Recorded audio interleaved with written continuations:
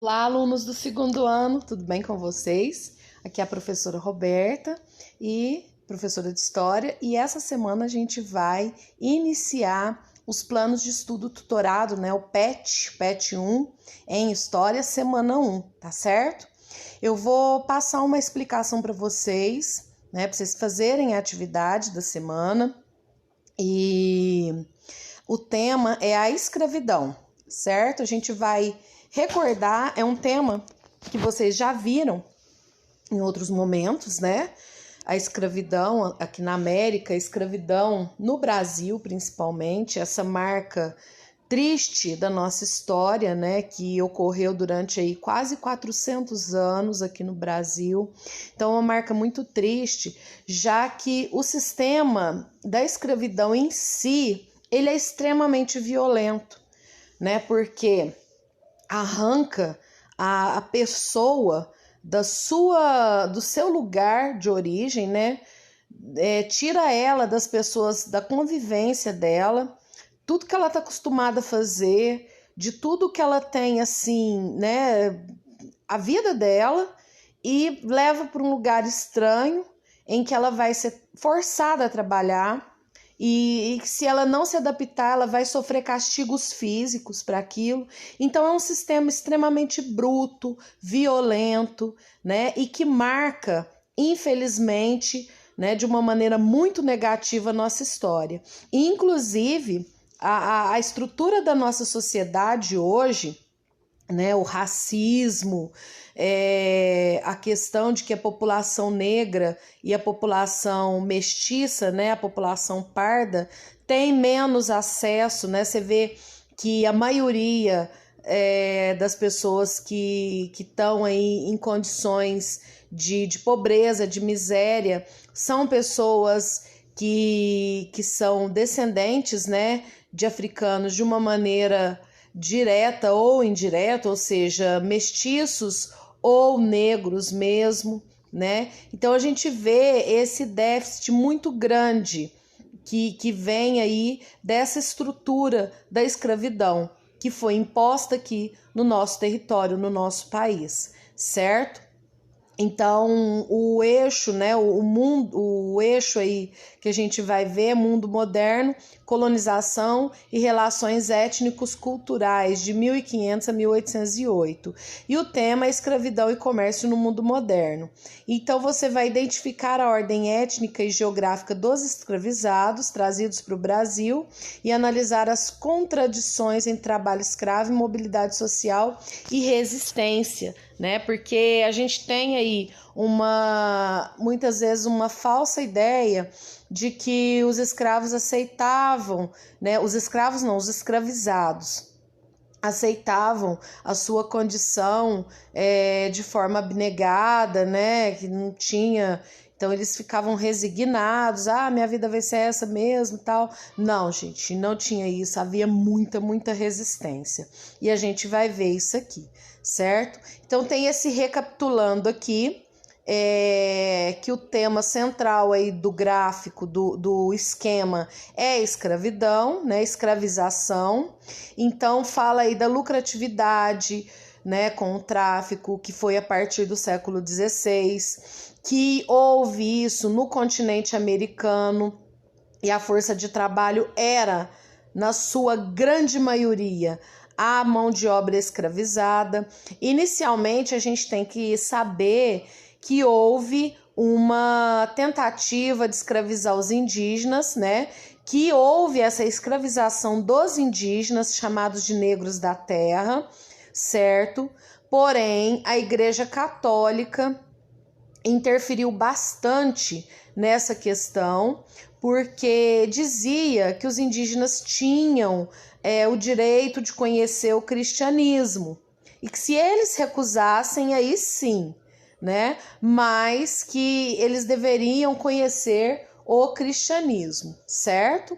E aqui no Brasil houve uma preferência pela mão de obra africana. Por quê? Porque os indígenas morriam muito com contato com os portugueses, que a gente já viu isso através das doenças, né? O fator biológico, já que eles não tinham resistência para as doenças trazidas, já que eles nunca tinham tido contato com aquele tipo de vírus, né? A gripe, a varíola matava bastante os indígenas, certo? E também eles não estavam adaptados ao tipo de trabalho imposto pelo capitalismo mercantil, que era para geração de lucro. E aí o indígena não entendia que ele tinha que trabalhar além, produzir além do que iria consumir. Por quê? Para ele, retirava-se da natureza apenas aquilo que era necessário para a sobrevivência. Então, se ele precisava plantar 1 metro quadrado de mandioca para suprir a necessidade da família, ele ia plantar só 1 metro quadrado. Ele não ia plantar 30 metros quadrados, né? Por exemplo. Estou usando em metros quadrados para poder facilitar para vocês o entendimento. Então ele não entendia porque que ele tinha que plantar aquele mundo de terra, né? E ele falava assim, mas por quê? Por que você quer acumular isso? Você não vai morrer? Então, mas se você morrer, você vai ficar trabalhando para deixar herança para aqueles que vêm depois de você. Então ele não entendia esse negócio de acumular capitais, porque o modo de vida deles é diferente do modo de vida europeu. Certo? E o indígena, inclusive, ele toma aí a característica de ser preguiçoso, o que é muito errado a gente pensar, a gente falar. O indígena, ele tinha um modo de vida dele e ele não entendia esse negócio de ficar acumulando. E o africano, por quê que ele entendia isso? Qual que era o diferencial? O africano, ele já estava habituado a esse trabalho escravizado, porque havia essa escravidão, essa troca de escravos já há muitos séculos, que eles eram tirados da África e vendidos como escravos para dentro do comércio com os árabes. Só que era uma porcentagem pequena, certo? E eles também já estavam acostumados ao trabalho na agricultura com produção além, já que havia o comércio dos africanos com outros povos também, certo? Então isso também contribui para que o africano esteja mais habituado a esse trabalho, né, a esse entendimento, além dos castigos físicos que eram impostos e a resistência a doenças também, já que eles tinham contato com o europeu há mais tempo. Então a escravidão africana, ela foi preferida por conta disso.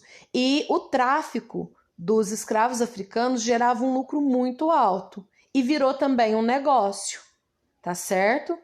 E vinham navios cheios de africanos para o Brasil, né, arrancados da sua terra durante mais de 3 séculos, para poder vir trabalhar nas plantações aqui de cana-de-açúcar, no café posteriormente, na mineração antes um pouco disso, né?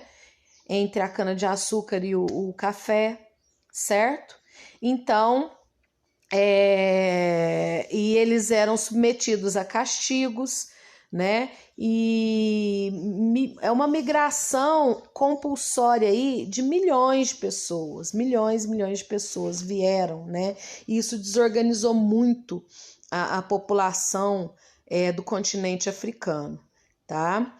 E havia, né, uma violência muito grande, uma separação muito grande, cria-se esse preconceito, né? E a igreja? O que a igreja falava? A igreja não opinava a respeito do comércio dos africanos, da escravidão dos africanos, porque tem uma passagem bíblica interpretada erroneamente de que os habitantes da África eram descendentes de um filho do Noé, o Cã ou Canaã, que havia tirado sarro no pai dele quando o pai dele bebeu muito e ficou descomposto ali. Ao invés de ajudar, ele ficou rindo, os irmãos viu, contou para o pai, a hora que voltou, amaldiçoou toda a descendência do Cã ou do Canaã.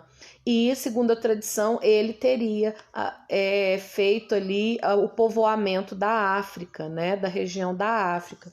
Por isso que, de certa forma, aceitava-se a escravidão dos povos da África, né, por serem considerados descendentes de Cã, que havia sido amaldiçoado aí a ter uma descendência de escravos, certo? Outra coisa também era por conta das religiões africanas, que também sofrem preconceito ainda hoje, né, de ser aí de ter pacto com o demônio, né, de serem coisa do capeta, coisa do diabo, né, o candomblé, as religiões ligadas às matrizes iorubás, que chegou aqui muito no Brasil, que é o candomblé, que vai gerar aí a Umbanda, né? E que, na verdade, é uma religião apenas, né? É uma religião, assim como o catolicismo, assim como o protestantismo, enfim, o judaísmo, é uma religião, certo? E como religião, como cultura, cabe a nós ver como diferente e respeitar. Mas acabou ficando esse preconceito já arraigado desde essa época, infelizmente, tá certo? Então, com isso, eles acabaram sendo escravizados e não tiveram aí a defesa da Igreja Católica na época, como a Igreja Católica defendeu os indígenas, né, para poder não escravizá-los, né? Então, eles acabaram vindo compulsoriamente para o território americano. A maior parte veio para o Brasil, inclusive, e houve essa dispersão da população africana, tá? Então, aqui a gente vê os principais grupos que vieram para o Brasil, né? Os bantus e sudaneses, são dois grupos aí grandes que vieram para trabalhar nas lavouras de cana-de-açúcar, na mineração, no café, como eu disse para vocês. O plantation, né? Que era um sistema muito comum nas fazendas de engenho, em que havia a plantação da monocultura, né, de um só produto, no caso aí a cana-de-açúcar, ela era plantada quase que no território inteiro da fazenda, né, sobravam uns espaços ali para plantar coisas que eles iriam consumir, mas a parte aí que seria comercializada era destinada à monocultura. O trabalho era escravo, certo? Então, o plantation ele é composto aí da monocultura, do trabalho escravo, certo? É monocultura da cana-de-açúcar, ok? Então, eles também faziam parte aí desse tipo de sistema que aconteceu aqui no Brasil, né? Não só no Brasil, mas em outros lugares, certo? Plantation ou plantagem, né? Como a gente conhece também, tá bom? Então, aqui também essas atividades, né? Que vocês vão fazer, número 2, sobre isso que eu acabei de falar, sobre o plantation, certo? E a número 3, sobre a resistência, né? As resistências que aconteciam dentro dessa situação aí de escravidão, porque muitas vezes pensa que o escravizado, desculpa, mais uma vez, que ele aceitava de forma resignada, né, abnegado e tal, mas não, havia muita resistência, tá certo? Eu vou abrir aqui um texto para vocês verem, deixa eu pegar aqui, aqui tudo que eu falei para vocês já, né, a parte aí das condições, certo? A vinda deles, né, a partir do século XVI para as terras brasileiras. O transporte era feito de maneira muito precária, né? Eles vinham amontoados nos navios, morriam por conta dessas condições precárias, da má alimentação, doença que se espalhava muito. Então, acabava que eles eram lançados ao mar, né? No início aí, a proporção era muito grande da mortalidade, era cerca de 40%, 45%, né? De cada 100, morria 45 que estava vindo aqui para o Brasil, às vezes até mais. Por isso eles eram chamados de navios tumbeiros. Então, pra vocês verem que já para transportar, eles já eram transportados de forma precária, né? A hora que chegava aqui, também eles eram vendidos como mercadorias, né? E de acordo com a condição física dele, os dentes, inclusive, né?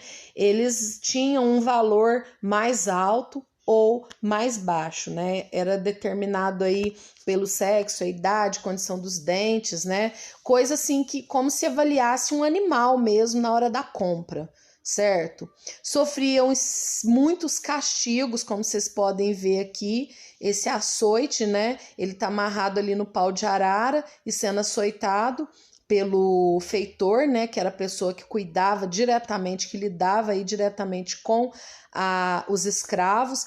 Esse feitor, muitas vezes, ele era mestiço, tá? Ele era filho de branco com o negro, né? Ele era aí miscigenado e ele acabava assim tendo um certo poder, né, entre aspas, um certo poder nas mãos, e ele acabava fazendo isso com pessoas que eram aí, né, praticamente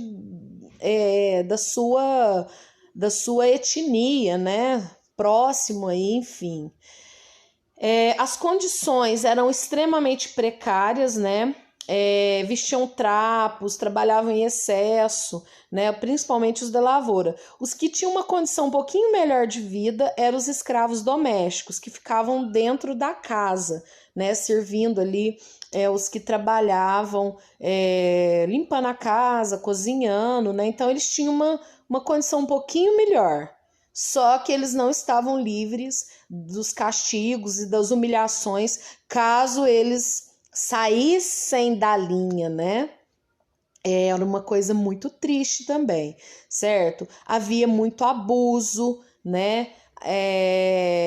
Especialmente as escravas, né? Eram abusadas pelos seus senhores, onde muitas vezes engravidavam, né? Gerando os filhos aí mestiços.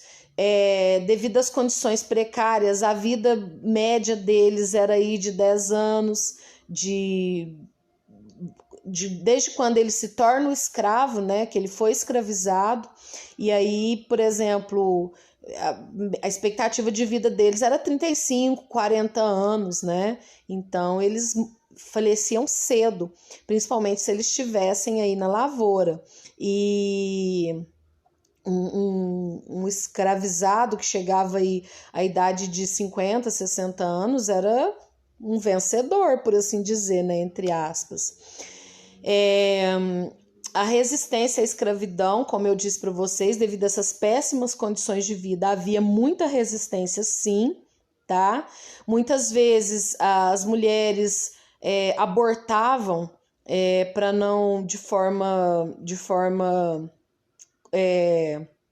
como que eu digo, de vontade própria, né? Elas abortavam os filhos que elas estavam esperando justamente para não dar aquela condição de vida ruim que ela passava para o filho, né?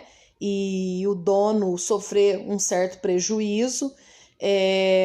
Eles criavam os quilombos também, né? Que eram lugares onde eles fugiam em meio à mata e faziam comunidades inteiras ali para reproduzir o modo de vida deles, né? E esses escravos fugitivos, eles eram perseguidos pelos chamados capitães do mato, que em troca de capturá-los, eles recebiam uma recompensa, certo? E quando esses escravos voltavam, quando eles eram capturados, eles sofriam muitos castigos, gente, mas muito mesmo, né? Era uma coisa assim muito difícil, certo? Outra coisa também que tinha resistência era se opor ao sistema, fazer o trabalho mal feito, né? Tomar nome de preguiçoso, inclusive, por fazer as coisas mal feitas, mas tudo isso eram formas de resistência à escravidão, a esse sistema triste, né, que foi imposto aí durante mais de quase 400 anos aqui no Brasil, tá certo? Vocês vão resolver aquelas atividades que eu coloquei para vocês, eu vou colocá-las aqui de novo, tá? Vocês vão resolver essa número 1, essa número 1 aqui, vocês vão ler, né, e marcar o X, tá certo? Aí no caso, vocês não têm o PET ainda impresso, pode copiar a resposta no próprio caderno, tá? A número 2 também, certo? Vou copiar só a resposta. E a questão número 3, responder, né? O que eram os quilombos e por que a metrópole e os senhores combateram quilombos, revoltas e atentados de fugas de escravos e as fugas de escravos no período colonial, certo? Vocês vão responder essas aí também no caderno, tá bom? Qualquer dúvida que vocês tiverem, é só me chamar. Na próxima aula a gente faz a correção aqui, ok? Um abração para todo mundo e até a próxima aula.